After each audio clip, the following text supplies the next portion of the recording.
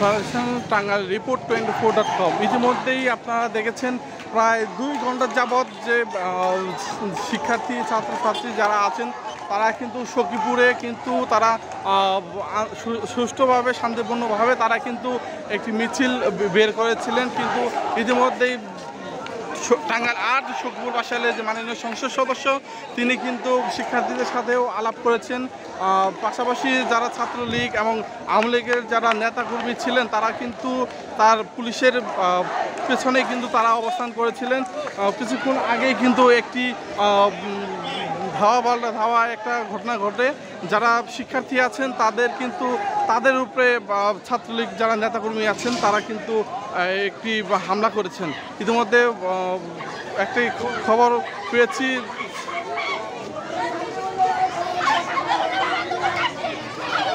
ইতিমধ্যে শিক্ষার্থী কি বলে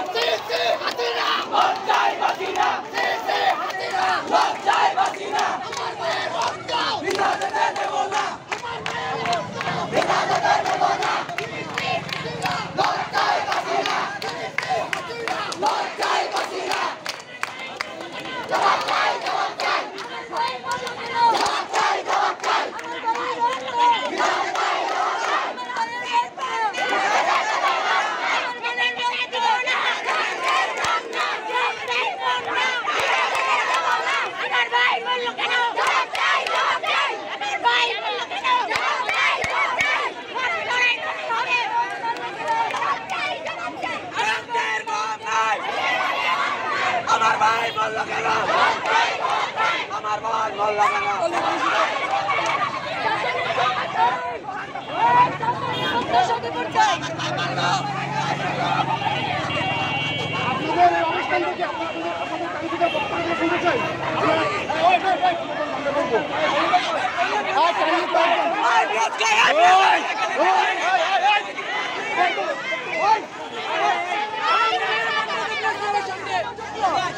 শান্তিপূর্ণ আন্দোলন করার জন্য একটা আন্দোলনের জন্য নেমেছি।